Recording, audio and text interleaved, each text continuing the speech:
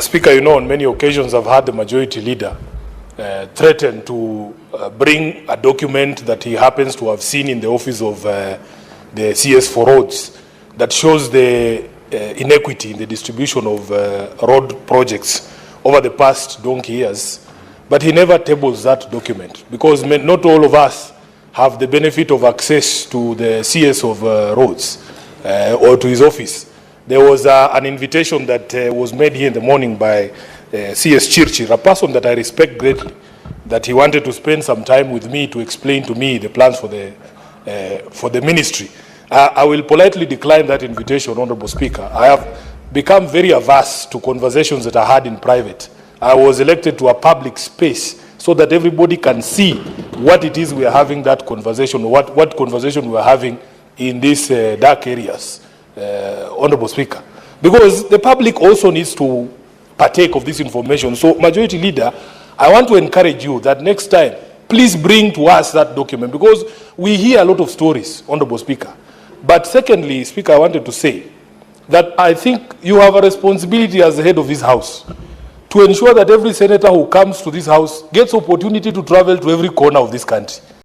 Edwin Watenya Sifuna, who is Linda Mwananchi presidential candidate and also the senator of Nairobi, has shocked Kenyans by his speech in the floor of the House in the Senate.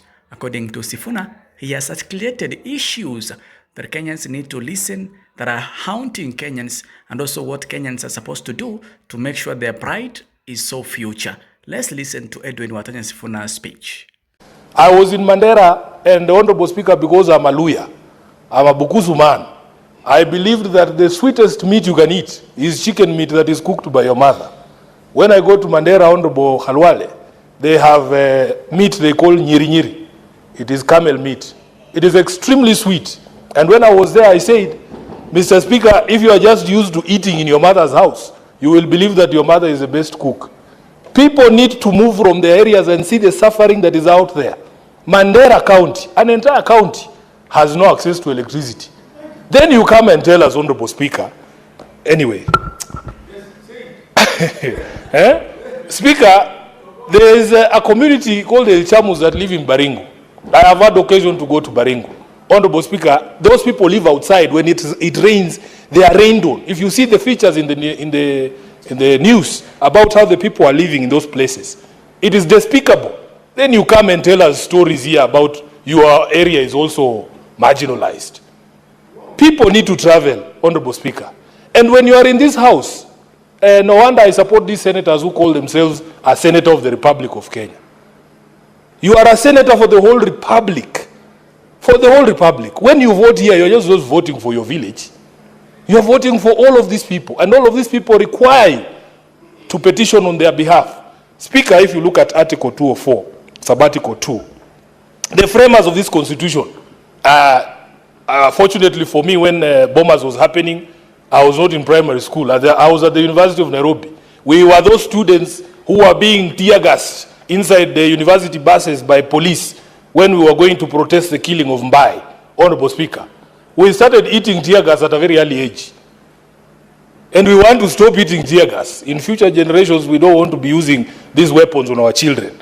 The spirit of the Constitution, Honorable Speaker, when they were framing it, they spoke about Article 204, Sabbatical 2, the basis, the rationale for this fund is to provide basic services, just basic services, including water, roads, health facilities, and electricity to marginalized area to the extent necessary to bring the quality of those services in those areas to the level generally enjoyed by the rest of the nation as far as possible.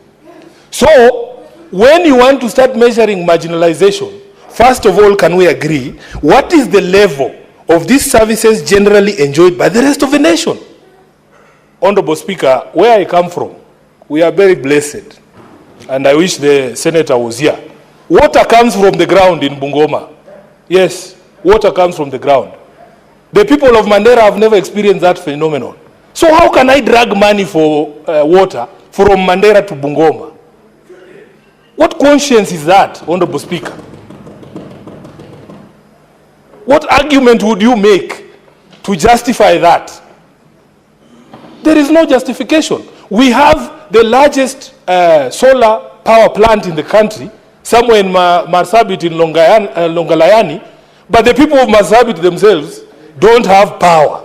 That power, they just see it flying on top of them. Then it goes to Suswa in Narok, and the rest of you here come and tell us, oh, we also need money. I think we need to be serious, Honorable Speaker.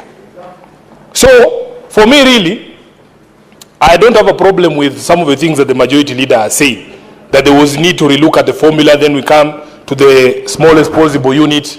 There is no problem. How I wish we had done that after we had helped the counties, the initial counties, to benefit from this fund, so that we realize the initial objective of this particular fund. I would have no objection. Because even here in Nairobi, Honorable Speaker, just last week, I brought a statement before the Committee on Energy. There are entire wards that have gone years without electricity. Hospital ward in Mathare has gone 4 years without electricity. In Majengo, Honorable Speaker, in Kamukunji, Gorofani, people have gone for 2.5 years without electricity. In Embakasi South, there are places that don't have electricity. Honorable Speaker, the spirit of this thing is not about whether you are rich or poor. The spirit is services. The spirit is services. It's based on services and availability of services. If there is a road that splits Karen, on this side there is a slum, and on this side there is a golf course. You are going to the same place, you are using the service, it's the road, it is there. What we are speaking to, Honorable Speaker, is access to these services on a basic level. You go to the Mandera Hospital, Honorable Speaker, it serves 3 countries. There's people who come from Ethiopia, there's people who come from Somalia, all of them are there. A county that has seen the first kilometer of tarmac after we introduced devolution. This is 2013. People have been driving on tarmacs from the 1960s. These guys are seeing tarmac in 2013. That is what this particular provision had come to address. So even as we speak, Honorable Speaker, I have challenged you. I remember when we were doing the campaign in 2022, because we wanted cultural exchanges, we would get buses of people from Homa Bay who have never been past Nakuru to go all the way to Kirinyaga. They want to see how a potato farm looks like. How this brother of mine, what is his environment or weather that makes his hair grow the way it does. People need to experience other people's lives. We would take buses of people from Mount Kenya who have never gone past Nakuru, and who, if they are told that Bukusus in Bungoma eat people, they believe it. They have to go and see my grandmother's house and see that we eat just what they eat as well. In this house, Speaker, I'm challenging the Speaker to make sure, and I will give you a list of senators that I believe need to travel so that they can forget their mother's food and see how other people are living. So that when you speak here, Honorable Speaker, know that you are speaking for the entire Republic. So when we talk about marginalization, Speaker, people are living in squalor.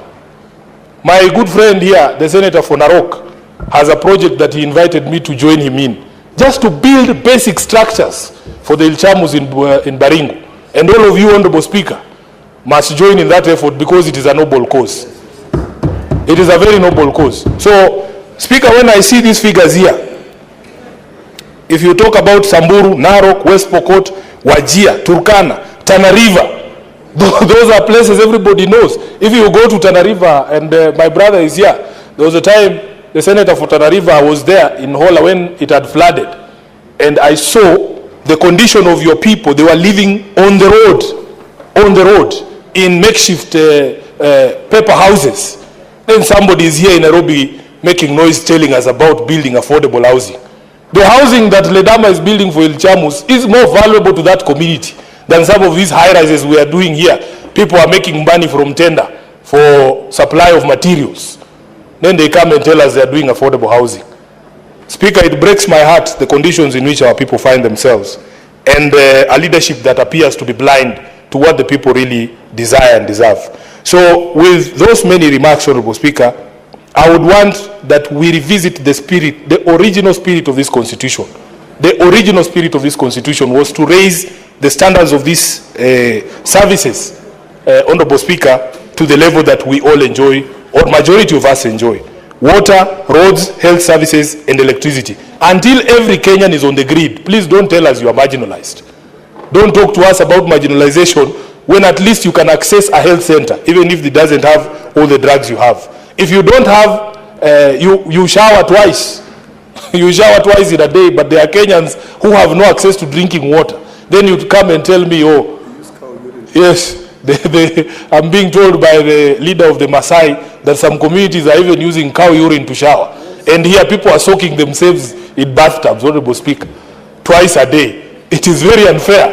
It is very unfair. And this is a situation that we must correct. With those many remarks, Honorable Speaker, I support. Senator Wamatenga. Thank you very much, Mr. Speaker, sir, for giving me this opportunity also to weigh in